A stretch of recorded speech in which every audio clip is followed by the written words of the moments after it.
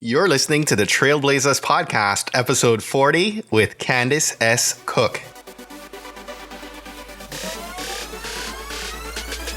You're listening to the Trailblazers Podcast, where we will explore the stories of successful Black professionals.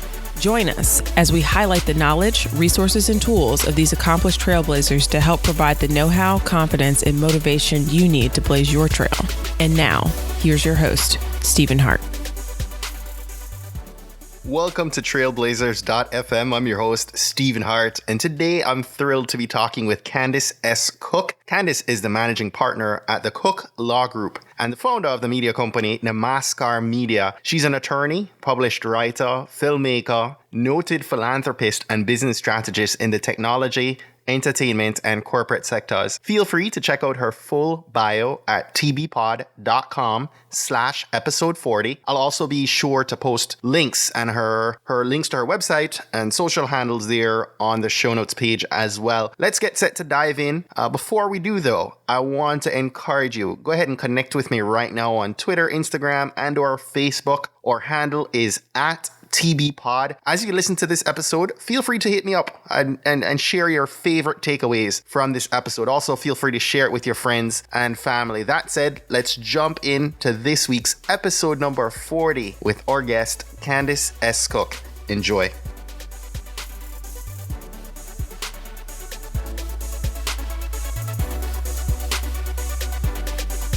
Candace, welcome and thanks for being our featured guest on today's episode. Thank you so much for having me.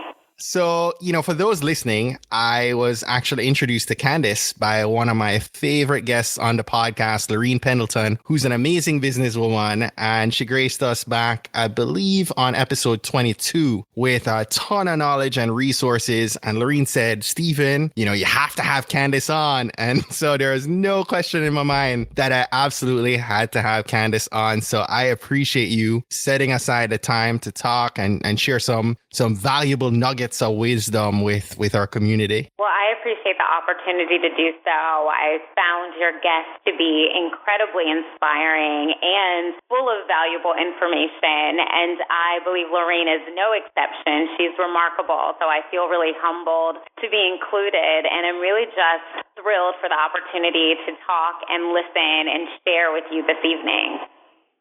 Yeah, so, we're going to talk business and dive into some of your wisdom here in a minute, but I wanted to first start off our talk with a focus on gratitude. I feel like it sets the right mindset for the conversations we have on the show, when we're first able to reflect on what we're grateful for, despite all that's happening, or happened in our lives, right? I'd love to have you share what you're most grateful for in your life right now. I believe right now I am most grateful for, and there's a hybrid, right? It sounds cliche, but the first thing I'm most grateful for is my health. I do not take health for granted. I do not take my health for granted. I appreciate that there are people, brilliant people, amazing people, talented people who do what most of us do every single day and then do it literally and sometimes figuratively with some sort of impediment stopping them from fully being able to do it with the same luxury by which I'm able to do it. And so right now I'm really just honing in on what it's like to be healthy and not taking that for granted at all, especially as I watch my peers and my colleagues, even if they're not battling their own ailments or issues, there are people who have sick children, and that's a very different thing because one thing to have a baby who's born and there's a challenge. There's something totally, I think, different when you've adapted to this healthy child and that changes on you. And so watching the strength by which friends cope with that and then watching friends who have what they coin as invisible ailments, right? So we assume everyone is feeling great and there are degenerative diseases that allow people to look, with air quotes, like they're perfectly fine, and yet they're exhausted physically. They are close to being immobile, and yet they persevere and they handle their day as if nothing is stopping them, at least from the outset. And I think it's not only commendable and remarkable, but it is incredibly humbling, and it truly does make me not take the fact that I'm not contemplating being in a wheelchair. I'm not caring for, a child with a high dose of chemotherapy, and people I know are. So the first thing that I'm just really, really incredibly grateful for is my health and the health of my immediate family. And with that, the other thing that I'm really grateful for in starting this quote-unquote school year, back to school, back to work period of time with, and based on when this airs, going into the holidays, this time frame in life, I'm really fortunate for a very supportive family, friend structure. The people that I not only was blessed to either choose to have as family or, I was born into that family, but the fact that they are just so remarkable, so supportive, and so willing to show up for me. And so I don't take for granted the people who truly do show up and who don't allow whatever is happening in their lives, which may not be perfect, in any way reign or serve as an impediment on the joy that I have in mind. They still want to be these joys and lights, even when they may or may not be facing a dimmer circumstance in their own personal struggles. And the people who are able to do that and do it not only willingly, but so very lovingly, I don't take for granted, and I'm just very grateful for, from my immediate family, my parents, my grandmother, my husband, my aunts, my uncles, my cousins, to sister friends and very close friends who truly do show up. There are people who are in your lives and they're great in their way, and they do the very best they can, and you appreciate that.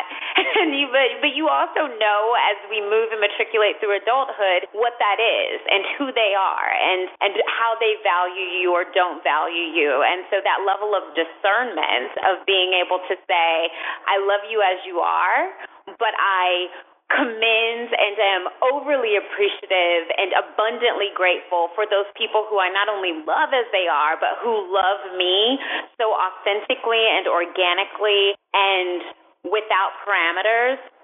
I truly do value them because I recognize the difference, and that discernment and that ability to sort of step into the new season of life, recognizing those people who truly do show up and who love you and your family, and then the gratefulness of being able to recognize all of that and enjoy all of that while also being healthy, I think is icing on the cake. And so that's where I am in terms of gratitude.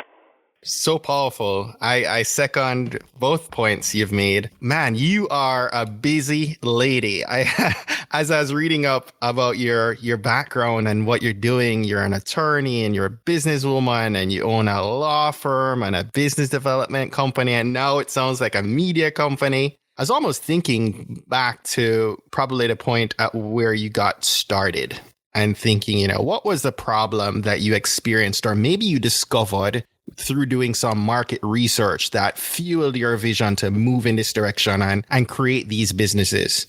Well, to use your language, the market research, I feel that the market research was not necessarily new. I feel in terms of the legal market specifically, we are, as practitioners in the community, well aware of those things that are serving our clients very well. And then we are also keenly aware of those systems that have created this almost institutionalized lack of efficiency that over the past 50, 100 years, people have gotten very comfortable with, but that we all know or should know we can do better. And so what really served as the catalyst for me stating that it made sense at this time, at the time that I was developing my firm, to do it myself was that all old systems, when I made this decision, that weren't structured on very strong foundations were in fact crumbling.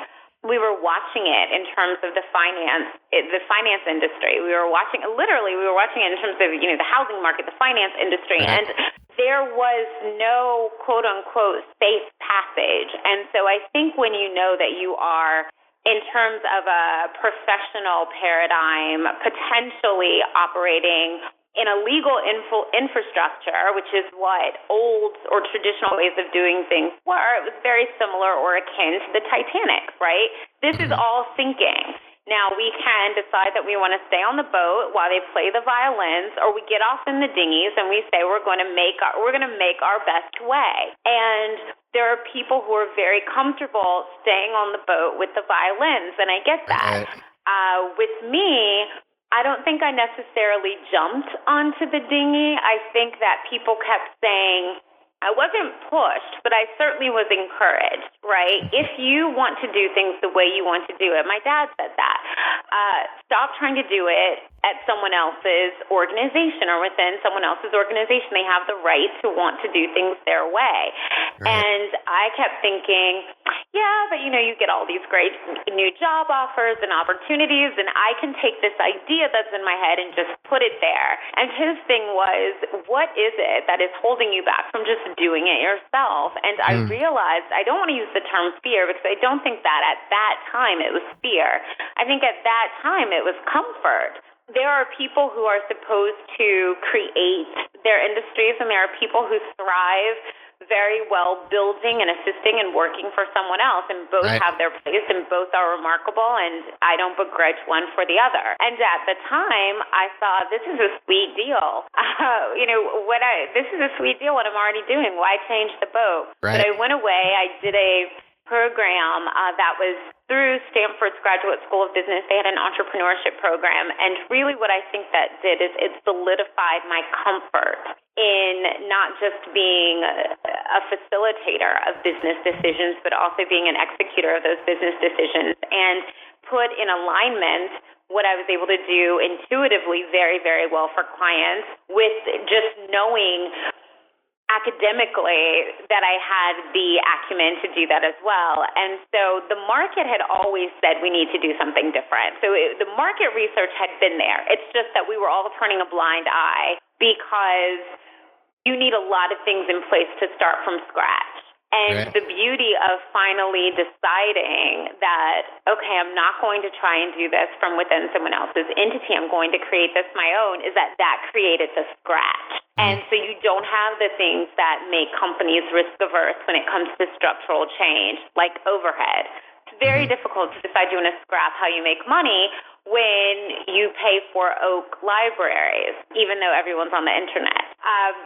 Those are just very difficult things for people to release. And then what are you going to do with that excess real estate? You actually aren't bringing in the capital to hire more people because your overhead was so bad. I mean, it's this vicious cycle. And not all firms are in that sort of rudimentary play-by-play and old-school playbook, but enough are. And that just wasn't where I wanted to be, and I thought I could do better. I could do it better, and even if I couldn't, I could certainly figure out how to make it incrementally better. And that's what served as the final catalyst for creating the law firm. And then the business side was really...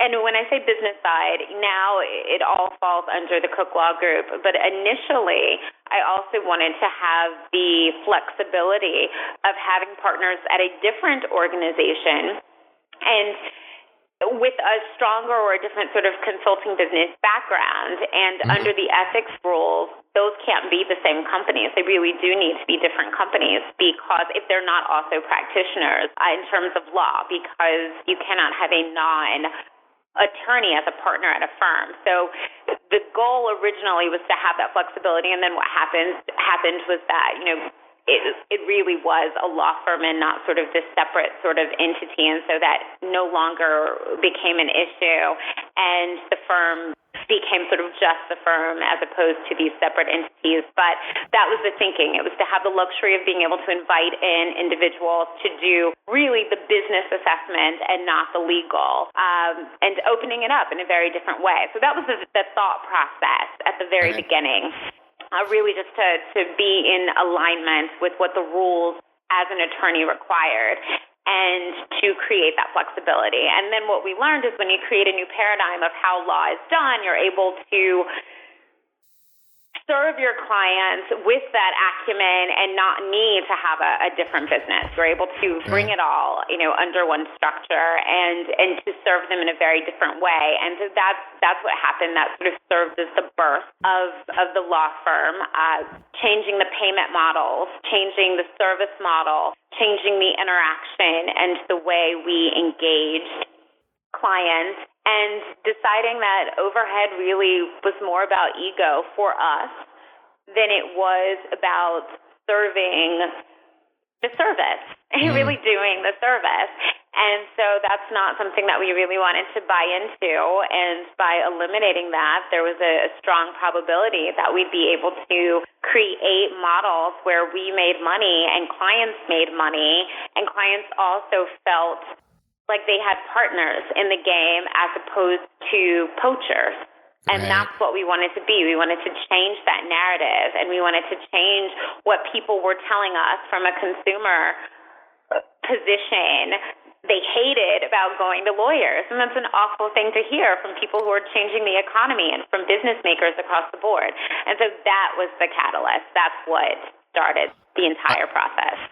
Are you referring to the pricing model of dealing with a traditional law firm when you're saying that? That's a huge part of it, yes. So the pricing model in terms of charging clients by the hour works for many people, and that's fantastic. And we certainly don't suggest doing away with it across the board because there are different types of attorneys doing different types of work. What I can say is that and in those instances where they're not able to do strong projections, then the model may make sense. And in some instances, clients are very comfortable because that's all they've known with that model.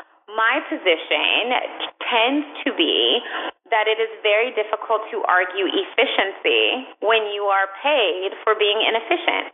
If you are paid hourly consistently, and so clients are thereby encouraged, or we won't even say clients, we'll say employees are encouraged because they have a bill number, right? So you're given a number. You need to meet that number to make your bonus. You need to meet that number to be impressive to your bosses. And then if you don't meet that number, that says something about you. Well, intuitively, when you're talking to a first year, taking integrity out of the playbook, right? Because one would want to believe that everyone is being completely honest about this, and I would hope that they would be. But you've incentivized someone certainly to not rush.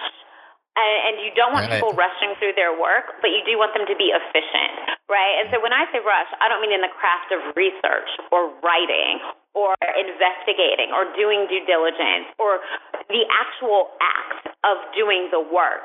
I'm talking about typing out an email.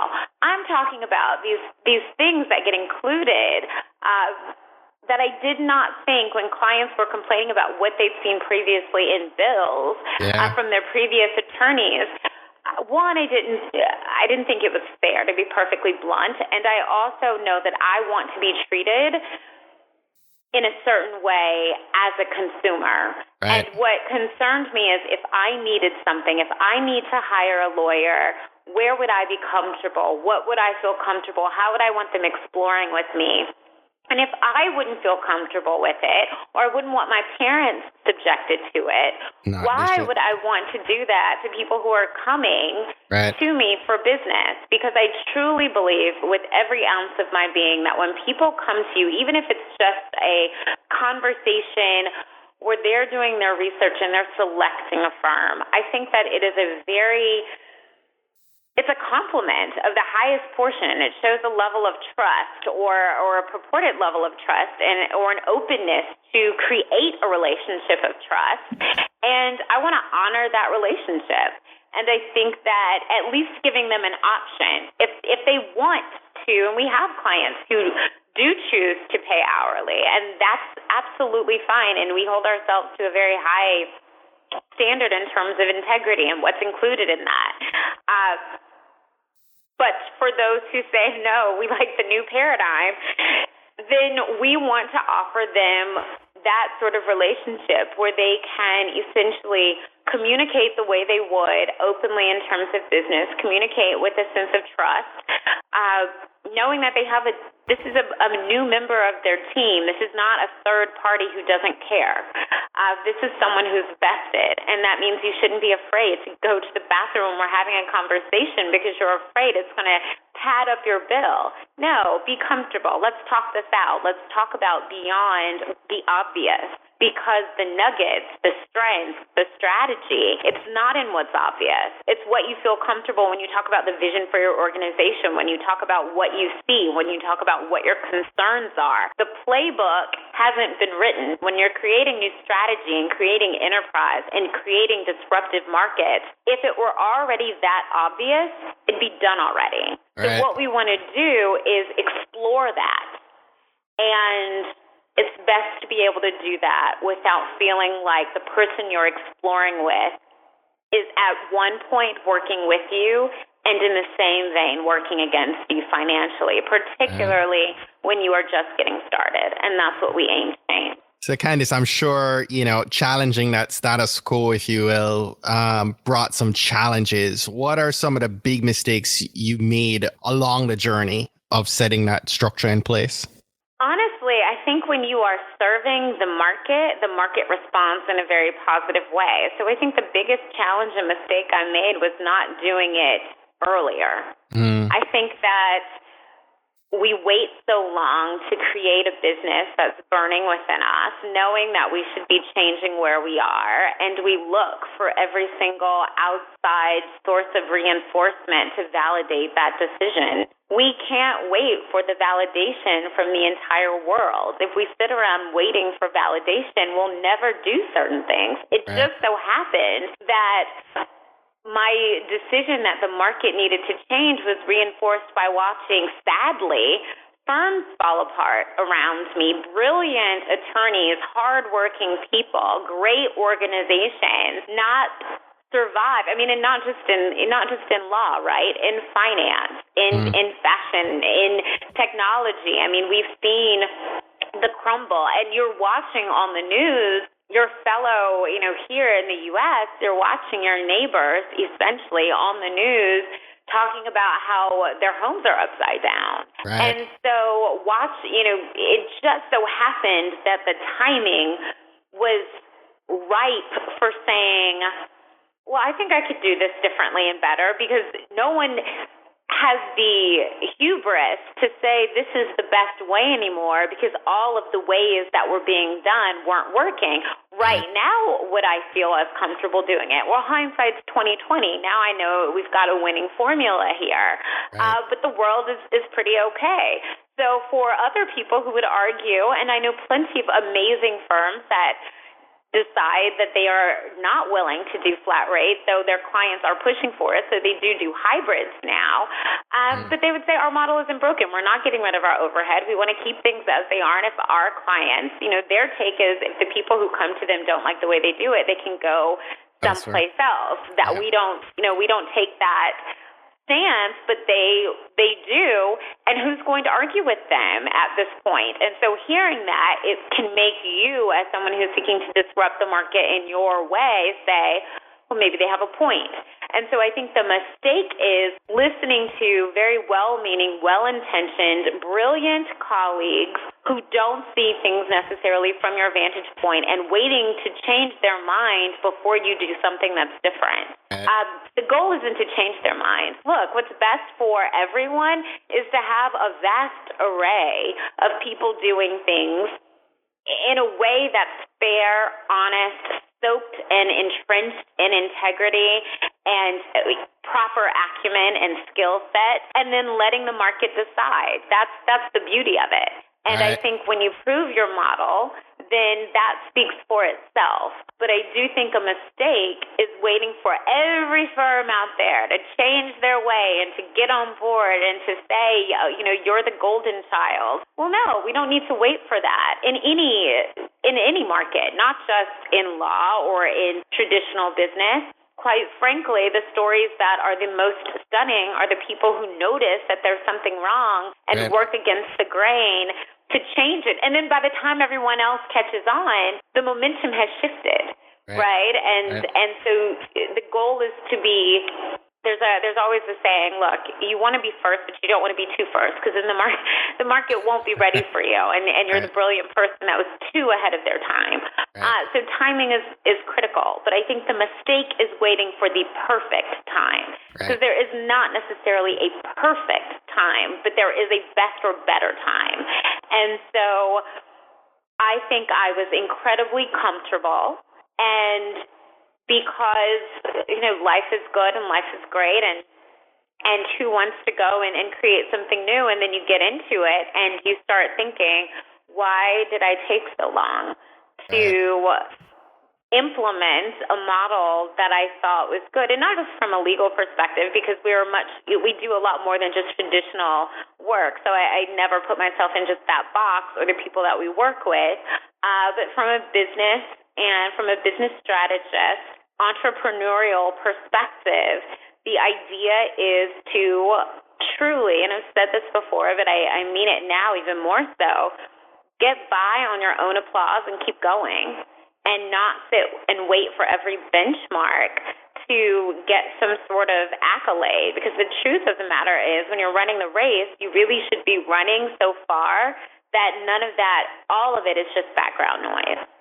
And your eye really is on the definitive prize, not on chance and hand clapping in the midst of it, right? And so that's I think the lesson that I learned, and something that I'm happy to employ now on a more consistent basis in terms of just do the work, as opposed to, see, look what we did. See, look what we did. And in the very beginning, you kind of want to do that because you need that reinforcement. And then at a certain point, people will know your client's winning tells the story. Your business winning tells the story. And that narrative writes itself. And it writes itself with a lot of hard work and diligence and grind. And the best visual I have of that is the amazing swimmer. I mean, there were so many. Right? And it was phenomenal. But I think swimming is a great example of, with Simone Manuel, when you think about it, she was swimming and she hit her mark, and she gets to the end, and you watch her, she was so focused on the work. Right. Yep. That her shock was when she looked at the scoreboard and the work spoke for itself. Yep. It wasn't, you can't hear. She's not seeing. None of that was in the moment of doing the work. The grind is all that's there. And so, when you're running, there's dust, right? Because it's all there. It's all kind of this big, messy blur. And then when you get to the mark, you see where it all comes out. And it doesn't always come out perfectly. We're not all Simone Manuel when we get to the end. And when we look up, there are people who, they looked up too, their names weren't up there. But she did. She did that work, and it paid off more than once throughout the course of the Summer Olympics. And I think that's what we can take. We go in, we do the best we can, we grind, we hit the mark, and then we see what happens. And we learn. We go back and we watch the tape, right? We don't need everybody around us while we're doing the assessment. But we go back, we see what we can do better, we pivot, we turn, we tweak, and we go again. You do your practice, and that's it. And so that's what I've learned. And I think that it's applicable whether you are an entrepreneur, whether you're working for someone else, or whether you are considering it. Because even in considering and making that decision, everyone is not going to tell you to go out and do it. And if you sit around waiting for everyone around the table when you make the grand announcement to say you're brilliant for making it, you'll be waiting or sitting at that table for a very long time. And so at a certain point, we have to say, enough about what we're supposed to do and what our purpose is and what is driving us to trust ourselves to do the work.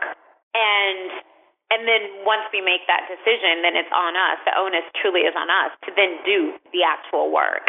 Right. And so that's, I think, the belief, not the cliched belief in self, but really if I'm going to champion behind anyone, if I believe someone's going to get the job done, if I am going to say up against the ropes, this one fights back, if I cannot say that about myself when my role is to be an advocate for businesses, for people, for humanity. If I'm not comfortable saying that about myself, I really can't expect, nor do I want anyone else to. That's for me to own and for me to illustrate. And the confidence in that and the willingness to work towards that and the mistake in waiting for a lot of outside voices to affirm that is the biggest mistake. Not only I think I have a tendency to make as a human, but I think we all make, and it's one that is best cautiously averted. And that's what I've learned through that process.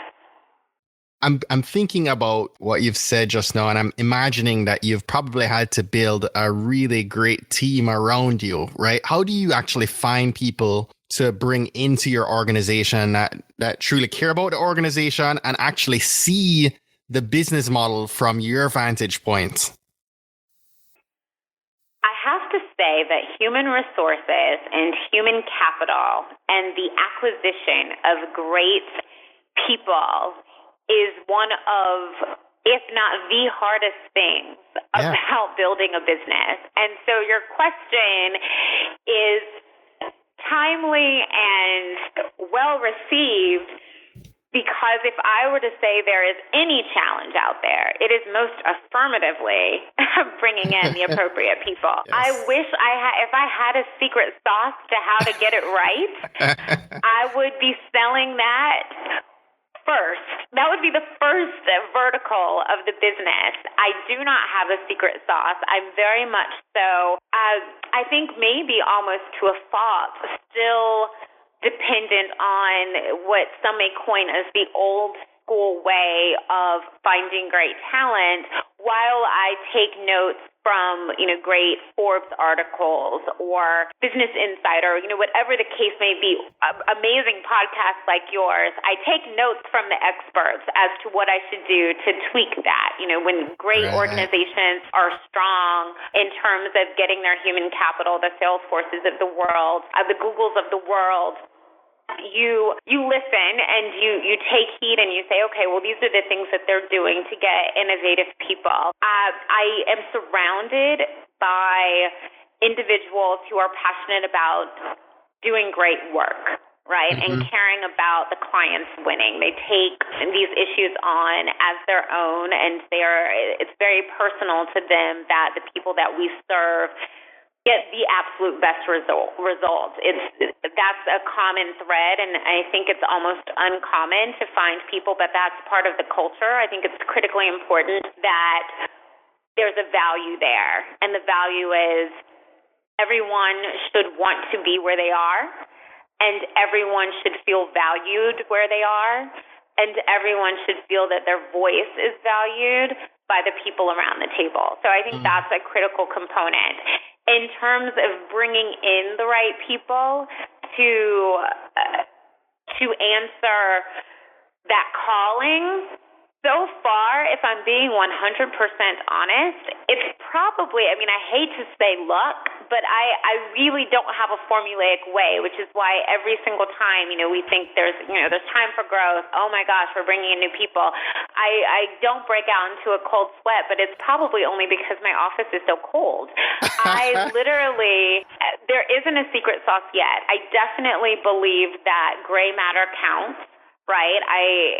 It's not just the stuff that's on the page. It's the intangibles of understanding businesses. That business acumen definitely can be taught in terms of structure and understanding return on investment and understanding numbers and appreciating that in terms of scalability. But I do think there is an intuitive intangible that some people really just have, where they are able to see big picture and bring in, they're avid readers. They read about everything. So they have this understanding of what's going on in terms of growth. They're paying attention to engineering opportunities for companies that are looking for new products. They understand design thinking. They care about technology in a new and innovative way, but they're not just hunting for the next great app. They're looking at it from across all boards, and they're getting that even companies that create more traditional products that are utilized by consumers that have really more so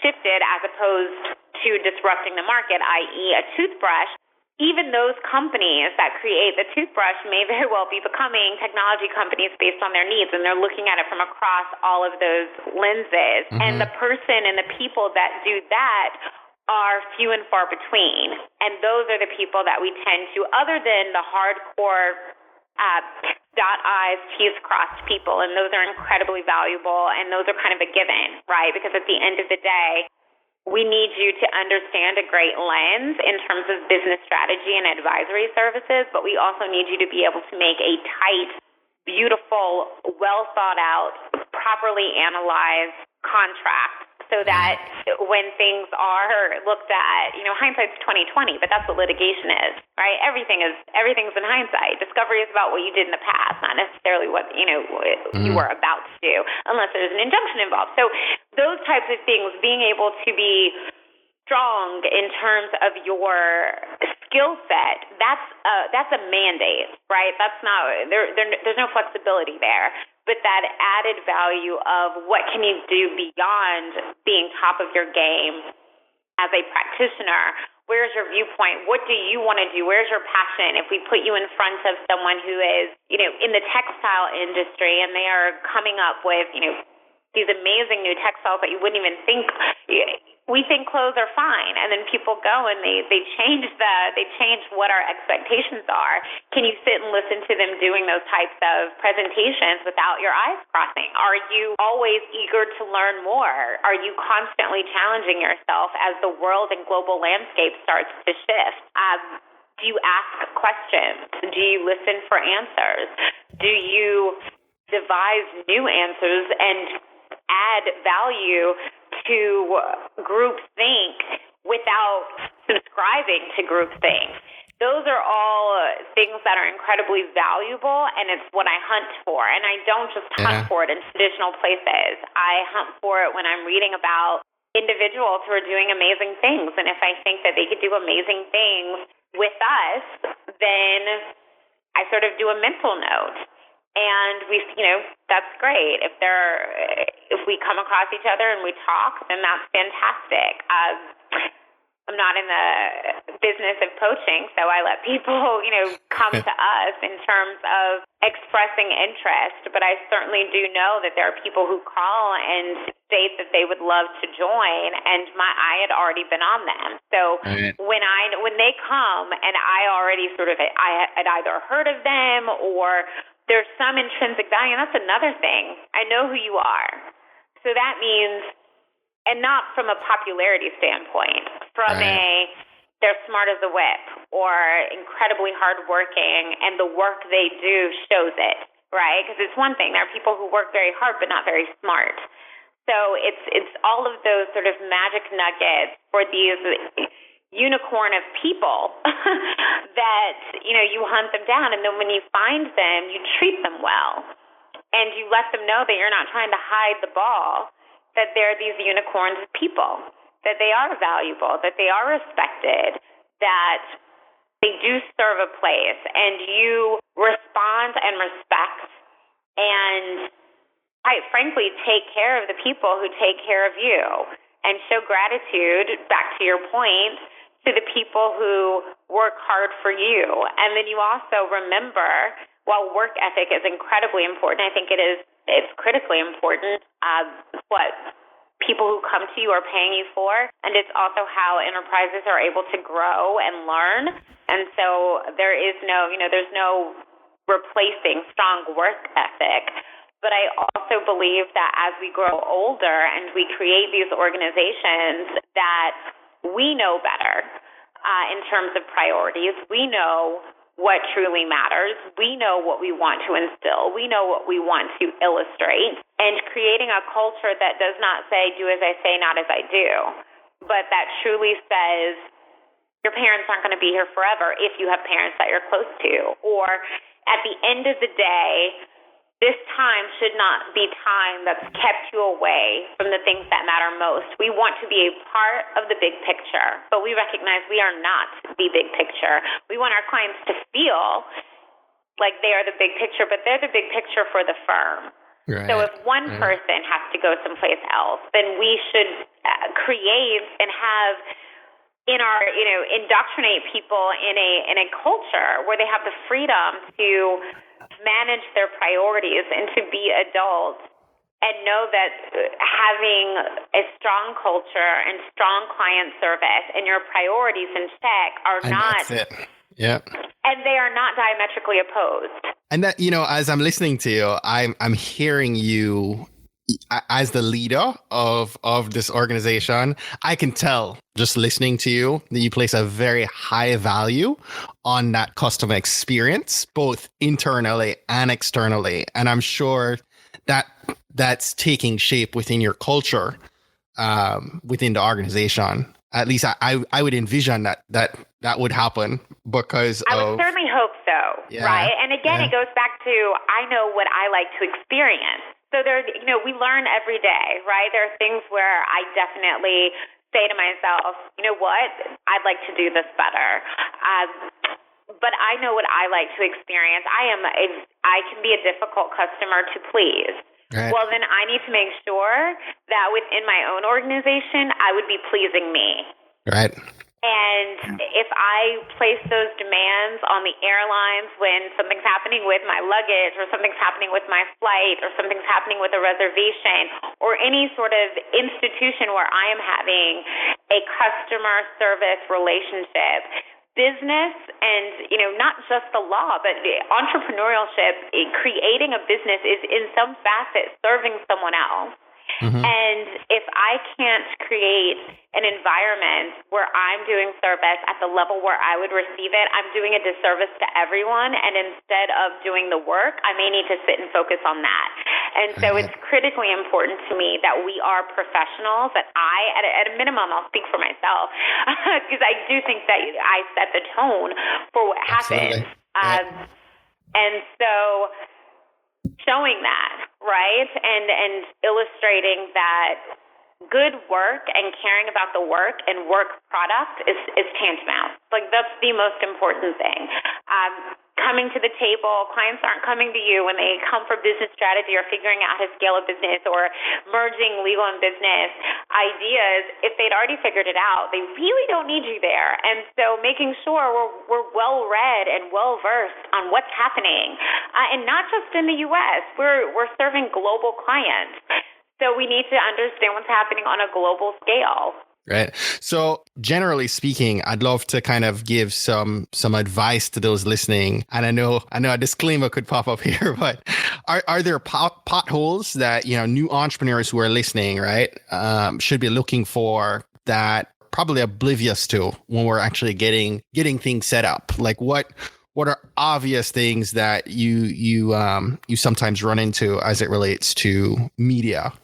I think and I certainly am not going to be giving out legal advice, but I will give out just cautionary tales in terms of it's shocking, but it happens all the time. I think that the most important thing to do in any industry is to firm up your contracts. I'm always amazed at how many still handshake deals people are very comfortable doing. And they never fully understand who actually owns what they're creating. And the willingness to go off of just trust. I think just trust is amazing, but just trust is not always enough, especially when you're talking about work for hire.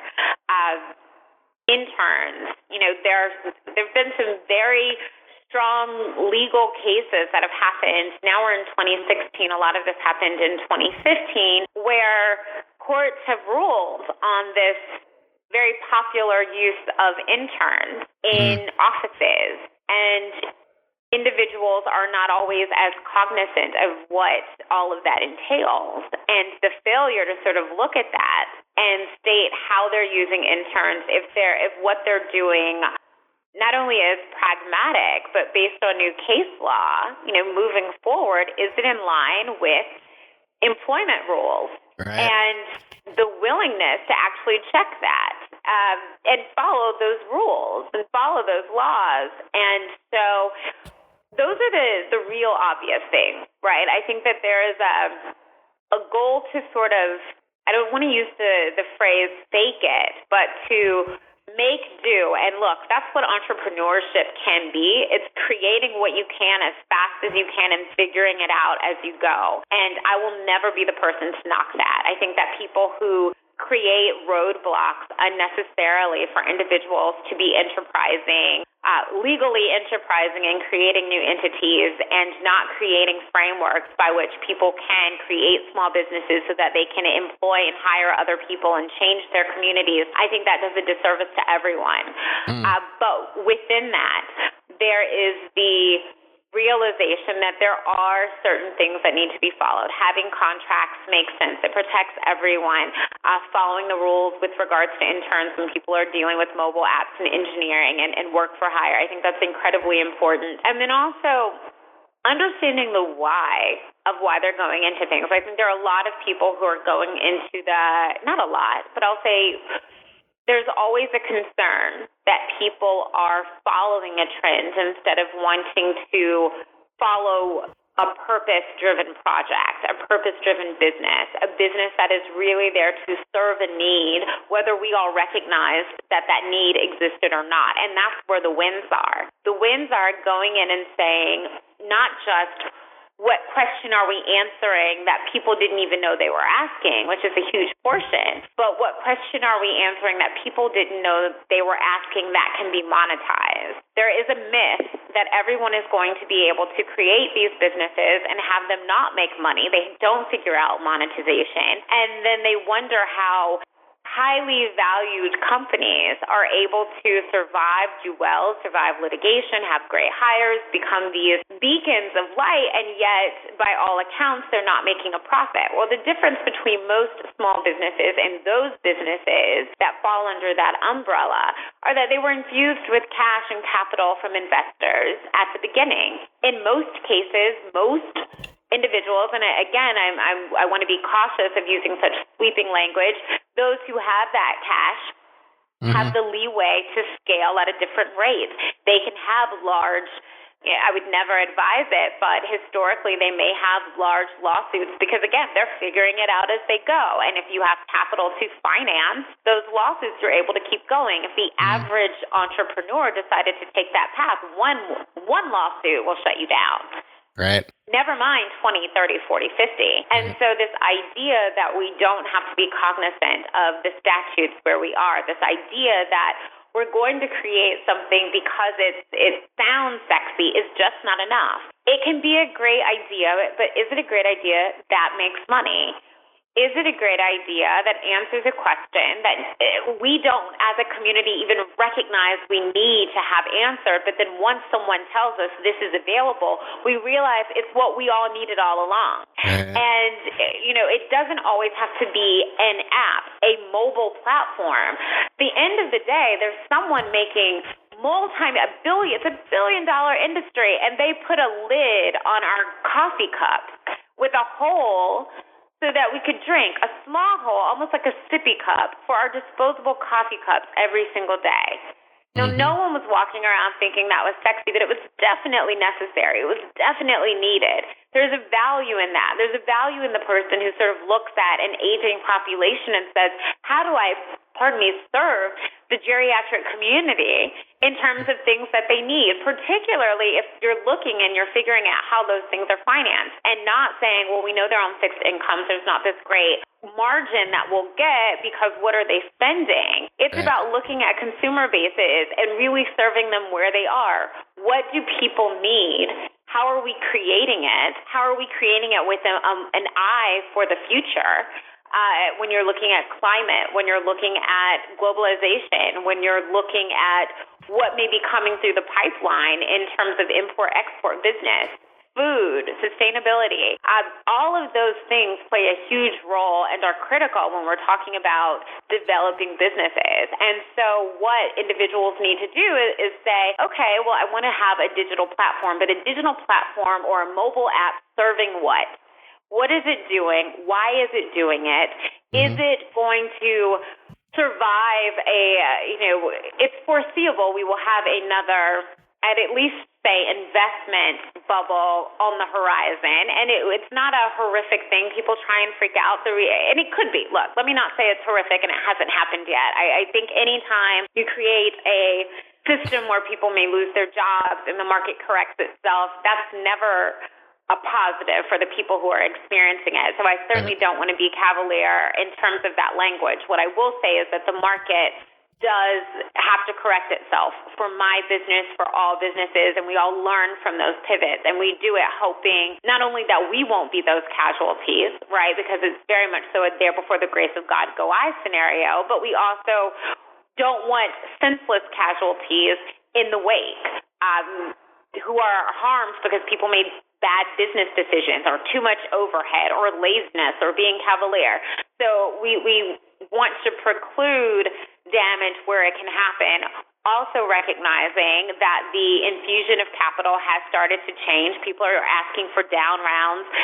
The way people are investing and financing companies has shifted. That's the reality. And so we have to take those benchmarks and say, all right, well, if people are doing down rounds, there's a reason for that. Maybe people don't want to have these high false valuations and then not be able to prove up their model when they go back to their investors. We learn from all of those things. But the important thing for someone who is deciding that they want to go into that space to remember, remind themselves of, and hold themselves to is it's got to be more than just wanting to be the next Uber. Right. It's got to be more than that, period. When people say we're the next Uber, the reality is there's one Uber. or you could say, look, there's a Lyft, right? And there's and they're new ventures. But what the thinking was behind that was that there are very few things that people do every single day. So when you make the argument that you are a company that serves what people do every single day, you've really got to ask yourself, is that true? Right. Most people, maybe not all, most people get up, they wash their faces, take a shower, brush their teeth, get dressed, drive somewhere, and at a minimum drive back. Now, in some places like New York, maybe they don't do that. Right. So then you look at, are you one of the products that people use every single day? Because at a minimum, you know that in mass, there's space for you, possibly, right? If you're a soap company, look, it's a crowded space, but there's something to be said for I'm one of those things that people use every single day. Now, what are you doing that's different? Because we're fine with most of us. We may be fine with our soap. What's the standout? And I'm using soap as a gross example, but it's one of those things: toothbrushes, toothpaste, soap, washcloths, water, driving. So Uber hit the nail because that's something you're doing twice a day, mandatory in suburban areas. In some urban areas, the ailment was, are they picking me up? Can I demand it? Those types of things. Right. There were questions that were answered. That people, it wasn't an unknown question. You ask minority communities for years in New York City what they thought about the cab system, and they would say it's not necessarily working because men were being ignored on the street. There were so many arguments that had been made that had not necessarily been rectified. And if you lived in an outer borough, it wasn't until recently that you had sort of green cabs. And then you also have to look as a business owner, if we're being fair and honest in the discussion, and say, well, was it that there weren't alternatives, or were the alternatives not powerful enough at that time, going back to an infusion of capital and mass aggregation of a resource to be able to push a product through? Because there were gypsy cabs, right? There were companies and people and entrepreneurs who were doing their absolute best to service those communities that were being ignored, and they were facing rebuttals from larger institutions, larger entities, and so they weren't able to break through. And so as a business person creating a business, then you have to say, where will I fall in that line? Will I be the person who had essentially a similar idea minus the app? So it's different because that minus is a huge one. That is not a small missing component, the on-demand aspect. But there was certainly a thought of these are communities that aren't being served, and we can service them. So as a mobile provider, as a person going into digital, whether it's the media space or the traditional sort of mobile application space, the question is, okay, you're yelling out into a sea of ideas, a sea of products. Consumers are distracted. They're busy. They're not necessarily constantly engaged because so many things are seeking their attention. How are you breaking through? And are you breaking through with value? And that's the biggest thing. And just being the next iteration of a great idea does not always a great idea make. And so it's working on that. Especially, I mean, look, you've got all of those companies trying to do driverless cars. They're on to the next. So my thing is, if you're coming up with a product, are you the next? Will you make it easy for them? Can they just acquire you? Or do you have to explain yourself in a way and a fashion that does not make it, oh my God, how are we living without that to begin with? And that's where I think the advice comes in. Right. So, Candice, we've got to start wrapping up. Unfortunately, time is catching up to us. But before we do that, I've got a few short questions that we like to ask you to help provide some resources and tools for our listeners. So, I'd love for you to maybe share a book you've read this year that's inspired you. I have to say, and I've read this a couple of times, but it's a standout, and I read it again this year. I will say The 4-Hour Workweek. Tim Ferriss, good book. Yes. I reread it because there's so many notes, and he does the annotation sort of on his website and in his blogging and online with Twitter. But I will say The 4-Hour Workweek reminds me and helps sort of keep things in perspective. So The 4-Hour Workweek is where I would go. Candice, what's something small you've done this month that you're proud of? Let's see. I think I am most proud of this week closing 2 deals for clients based off of a referral where they all left not only satisfied but very excited. And the catalyst for those deals were things that I thought would be good ideas, sort of put that in the atmosphere. I kind of said, this would be great. And then just again, there before the grace of God go I, a referral happened. They came to us, and we realized that providing them with this information in their strategy, they were the perfect growth tool, and the deals flourished, or at least they look like they're going to flourish. And so I'm very pleased with that. Wow, that's awesome. So name an online resource. It could be an app, software, or tool that you use every day, and you can't live without it. So right now I do a lot of, and this product isn't out yet. I'm using something that's in beta, so that's also the problem. And if it were going to be out by the time this aired, I could announce it, but I don't think it will be, so I can't announce it because we're using it to sort of test the model for them. So I will say what I cannot live without. Honestly, it should be told. I mean, the one thing I do use every single day, but it's not an app per se, voice memos. I use voice memos. On to do documents and to flesh out ideas, and then I edit it on my laptop. But I think it's incredibly important to do the stream of consciousness first, because when I try and type it out, what I realized is the phrasing that really works, right, it's gone. And then I start playing around with it, but it's never as strong as it needed to have been. And it keeps everything filed. You can put it with Evernote. You're able to sort of use that with a lot of the other. There are people who love things like Slack and all of that. I'm sort of neutral when it comes to that. What I like I'm type A. I like filing systems that work, no clutter, and any sort of application. Again, Sunrise was great for that. May it rest in peace. It was good while it lasted. I enjoy voice memos because it allows me to sort of just swipe that into folders either on my phone or on my laptop, turn it into dictation, turn it into an actual memo form using the product I can't announce, which is unfortunate, and essentially cuts, quite honestly, it cuts about 3 hours out of traditional drafting. And most importantly, it does not require the cost of paying someone to do that for me. Anxious to hear about this new app now.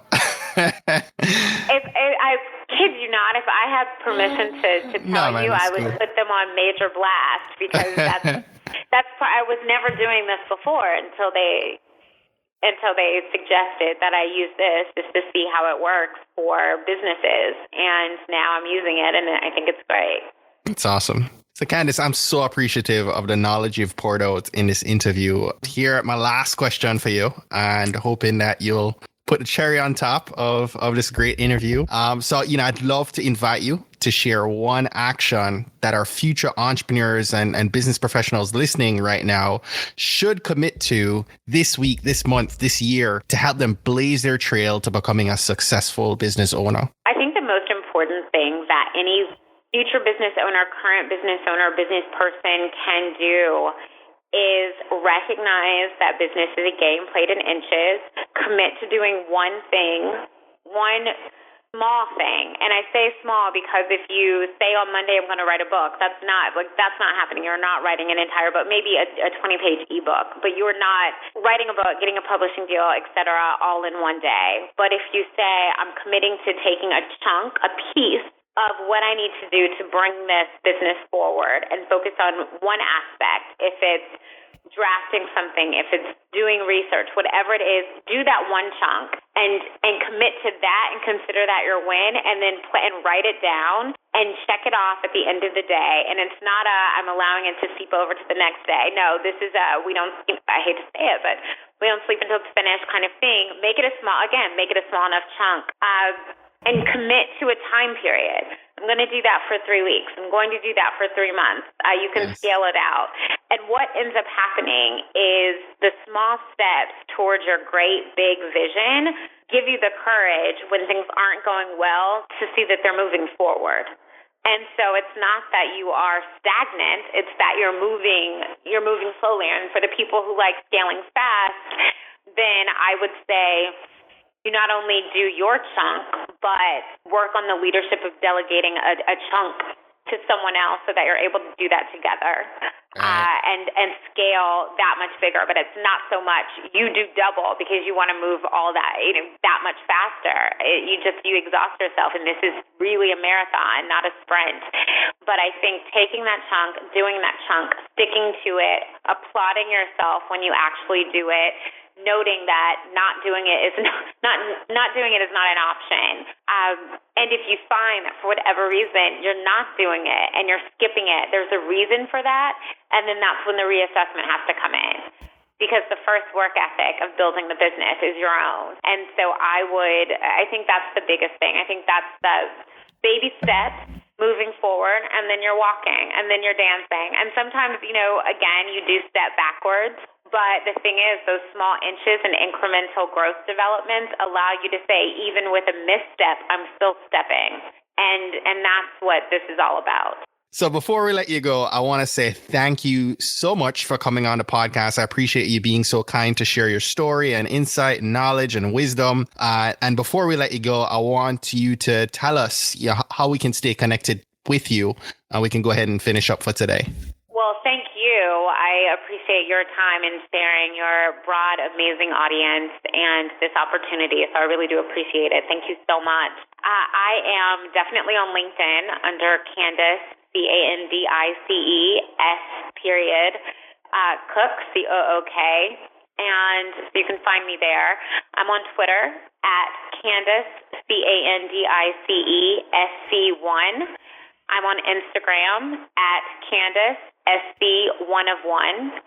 And in terms of, and I'm on Pinterest, and I want to say that's under at Candice SC1 too, and not 2 as in the number, but in addition to the other at Candice SC1 or at Candice SC1of1, I'm definitely on Pinterest under my name, and you'll know that it's me because there's a phrase called something good to read, and on the Pinterest page, I definitely keep articles on entrepreneurship and then also what we're doing at the firm, things that have come out. If this podcast has a website, it'll be on Pinterest too when everything's released so that people can find it there. But Twitter, Instagram are great ways to reach me. I love staying in touch, and I look forward to it. Thank you so much, Candice. We're wishing you well for the rest of this year. I look forward to it. Have a wonderful evening. Well, that's it for today. Thanks again for listening to this episode of the Trailblazers podcast. I'll be posting links to all of today's book recommendations and links mentioned on our show notes page at tbpod.com. If today was your first time listening to the Trailblazers podcast, I just want to extend a warm Trailblazers welcome to you. We're so happy to have you here, and we encourage you to go ahead and hit that subscribe button in your favorite podcast app. Go ahead and browse through some of our past episodes to keep the knowledge flowing. If you're a fan of the podcast and today's content, and you're maybe already subscribed to the podcast, please continue to share and invite your friends, your family, or colleagues to listen to an episode that you think might impact them most. We believe that someone listening to these inspiring stories will be moved to make significant changes that will have generational impact for many others, both now and well into the future. Don't miss next week's episode. New episodes are released each and every Monday by about 5 a.m. Eastern. Trailblazers, jump off this podcast today. Go find a way to rise above, go way beyond, and keep blazing your trail. Cheers.